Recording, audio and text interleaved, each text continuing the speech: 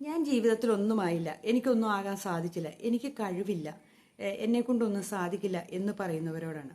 നമ്മൾ ജീവിതത്തിൽ കാണുന്ന എല്ലാവരും ഇല്ലേ ഒന്നാം സ്ഥാനത്തുള്ളവരൊന്നുമല്ല, അവർ വേറെ ആൾക്കാരാണ്.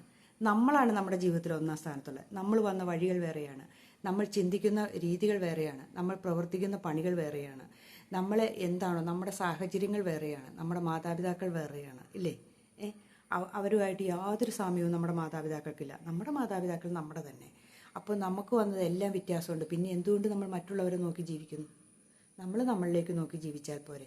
നമ്മളിലുള്ളത് കണ്ട് നമ്മൾക്ക് എന്തൊക്കെ ആകാൻ സാധിക്കും എന്ന് വിചാരിച്ച് അത് നേടിയെടുക്കാൻ നമ്മൾ ശ്രമിക്കുക. അല്ലാതെ മറ്റുള്ളവരെ നോക്കിയിട്ട് എന്നെ കൊണ്ട് പറ്റില്ല അവരെ പോലെ എന്ന് പറഞ്ഞ് നമ്മൾ പുറന്തള്ളാതിരിക്കുക.